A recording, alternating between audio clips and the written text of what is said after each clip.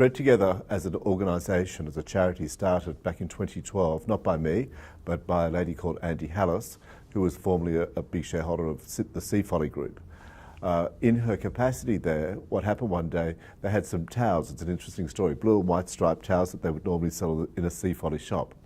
She was at home with the kids in the pool, the kids got out and she noticed that the blue ever so slightly bleached into the white. And so they pulled all the towels from all the shops and decided they couldn't sell them.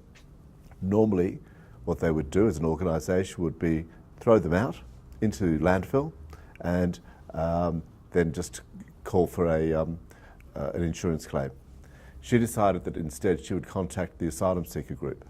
And she went and asked, would they like the towels? They said, absolutely. She went out there, and when she was there, she noticed that there were families literally rummaging through boxes in a very undignified manner, looking for clothes for themselves and for the children. And that upset her. She knew that back at Sea Folly there was at least resort wear that was brand new last season and it was never going to be sold.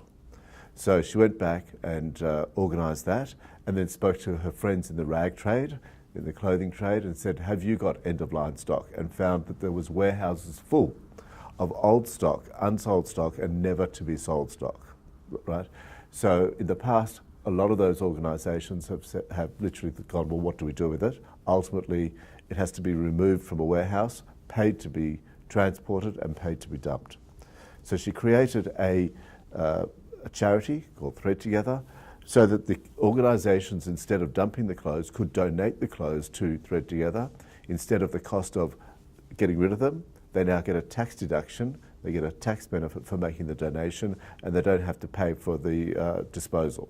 So it was a win for the fashion house, a win for the environment, and most importantly, a win for people doing it tough.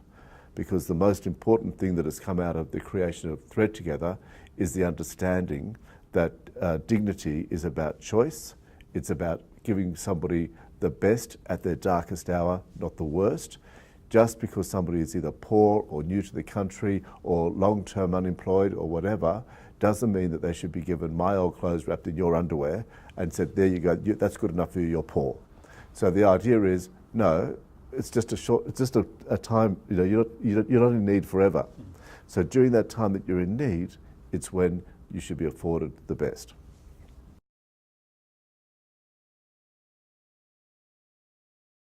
Yeah, very simply, we work on one side with the fashion houses, and that means that we have partnerships with, I think, about 30 or 40 brands at the moment. There's plenty more that we're going to be talking to, and those brands have come on board with Thread Together and said, right, we're going to donate our end-of-line stock to you.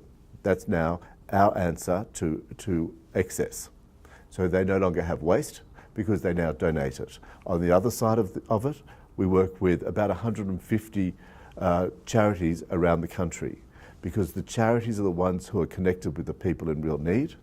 And so what we do is we sort the clothes in our sort centre to make sure it's sorted for age, for gender, for purpose. Purpose and season, obviously, but purpose is if you're long-term unemployed and you're looking for a job, you might need a suit.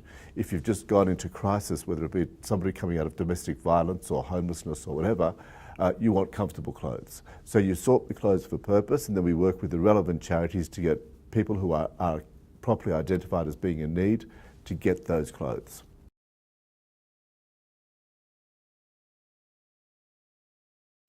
I have the privilege as CEO of Thread Together to see that often, and we look after about 1,500 to 2,000 people every week around the country, and I've seen people from all areas of need, from domestic violence, people plucked out of the middle of the night with their kids, horrific situations where the relief for the mother to be able to get clothes for herself, underwear and bras and clothes that she wasn't able to get in an emergency situation being retrieved from a house, getting clothes for the children so some form of normality that next day can go on.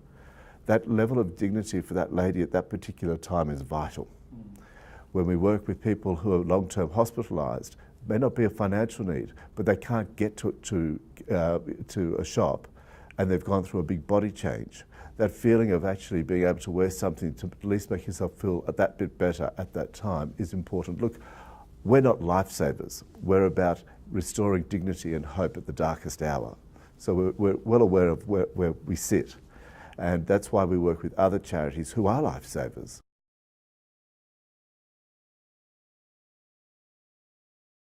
Look, that's a very good question. The bottom line is that people go through a journey of need.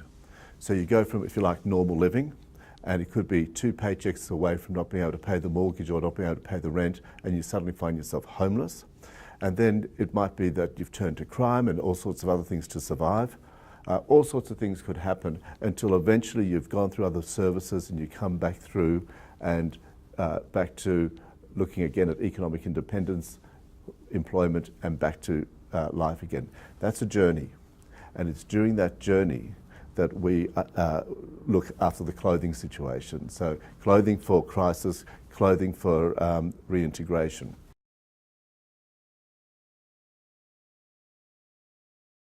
Certainly. Look, there's a couple that spring straight to mind. One is a very good friend of mine, Jimmy, who started his life of crime at the age of 12 and progressed to stealing ATMs and so on, and ended up going to adult prison, from juvenile justice to adult prison.